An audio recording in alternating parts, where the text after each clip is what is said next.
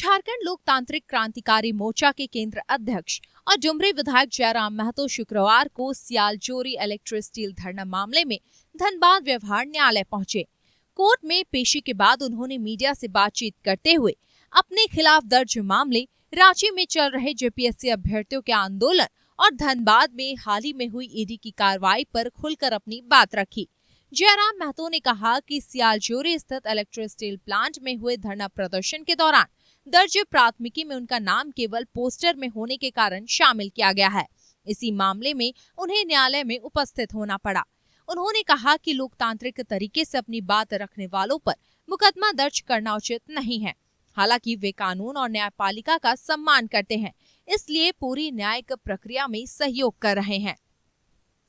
वहीं रांची में चल रहे जेपीएससी अभ्यर्थियों के आंदोलन को लेकर उन्होंने कहा कि छात्रों ने पहले ही यह निर्णय लिया था कि आंदोलन के मंच पर किसी भी राजनीतिक दल या नेता को जगह नहीं दी जाएगी। छात्रों के इस फैसले का सम्मान करते हुए उन्होंने मंच साझा नहीं किया, लेकिन उनकी मांगों के समर्थन में हर संभव सहयोग दिया। उन्होंने कहा कि देवेंद्र नाथ महतो लगातार आंदोलन का नेतृत्व कर रहे हैं और छात्रों के हितों के लिए संघर्ष कर रहे हैं। का मामला है, उसी केस के संबंध में उपस्थिति के लिए आए थे। मामला विशेष नहीं है, एक आंदोलन हुआ था रैयतों का, उसमें प्रशासन और रैयतों के बीच थोड़ा सी असामान्य स्थिति उत्पन्न हुई थी और उसी के आलोक में एक सनहा दर्ज कराया गया था, जिसमें मेरा नाम इस आधार पे दिया गया कि मेरे आज वो जो कार्यक्रम हो रहा था उस कार्यक्रम के कोने में हमारी एक तस्वीर थी, उस तस्वीर के आधार पर मेरा नाम दिया गया।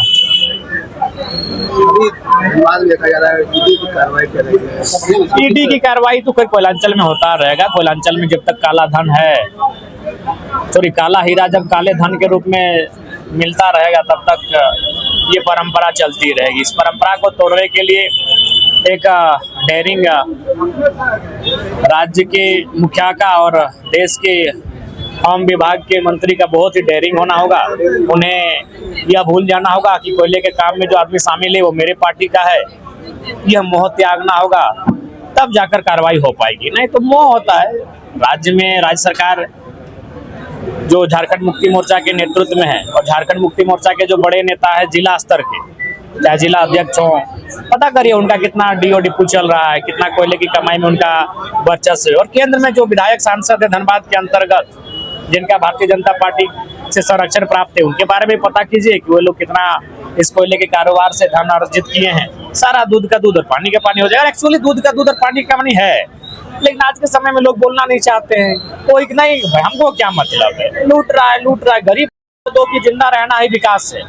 तो एक आम आदमी को कोई मतलब भी नहीं है उस करोड़ रुपए से। उसका जिंदगी दिन भर की दिहाड़ी में 300 से संतुष्ट है, 400-500 मिल रहे वो संतुष्ट है।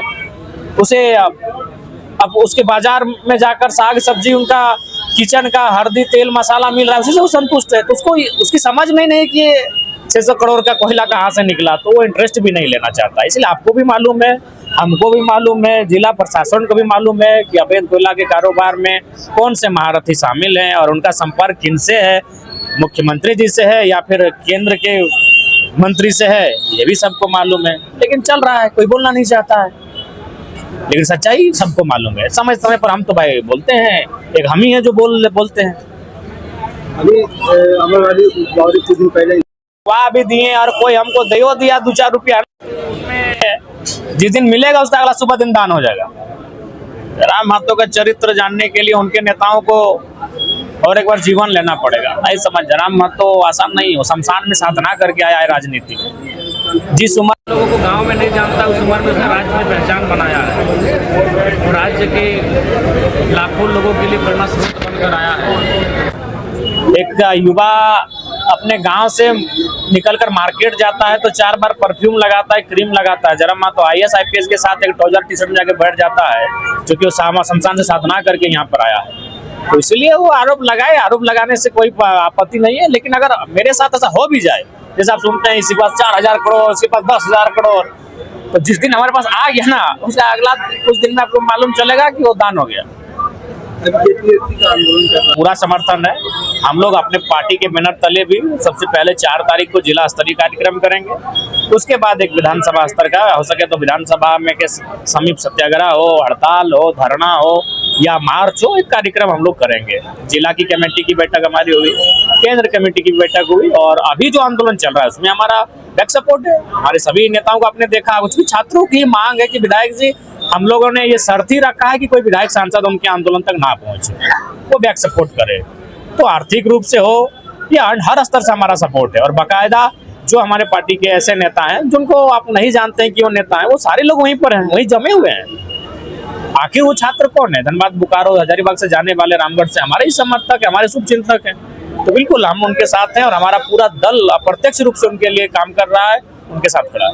दूसरा केंद्रीय मंत्री इस्तीफा दिए, झारखंड में शिक्षा मंत्री इस्तीफा देना चाहिए। झारखंड में शिक्षा मंत्री 2 गो है, उच्च शिक्षा सुदीप सोनू की जिम्मेवारी है, और बाकी जो शेष बचा वो मुख्यमंत्री के पास स्वयं प्रभार है। शिक्षा मंत्री के निधन के बाद, रामदास जी के निधन के बाद प्रभार मुख्यमंत्री के पास है, तो उस सूरत में मुख्यमंत्री को इस्तीफा देना होगा।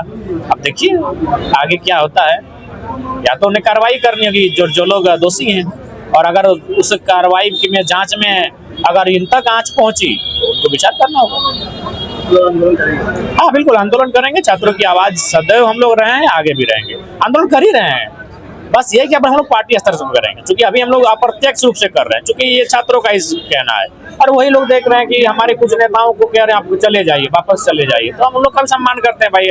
हालांकि वो छात्रों की आवाज नहीं है, कुछ ऐसे हैं, कुछ 1-2 कोचिंग संस्थान को चलाने वाले हैं जो हमारे राज्य के बाहर के हैं, तो उनकी मानसिकता तो सदैव से रही है हमारे लोगों का दमन करने की। तो उन लोग एक मोटिव सेट करवा के, नैरेटिव सेट करवा के हमारे कुछ जो साथीगण हैं उनका विरोध करवा रहे हैं। तो आंदोलन में हम लोग सदैव खड़े हैं उनके साथ। अभी सड़क में है, सेशन चलेगा, सेशन में भी आवाज उठेगी।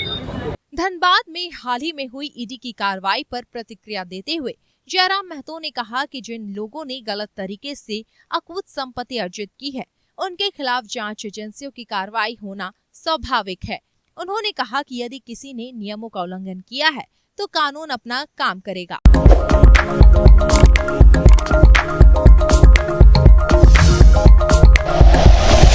Like and share videos, subscribe करें हमारा चैनल और प्रेस करें बेल आइकॉन। News 11 भारत, सच है तो दिखेगा।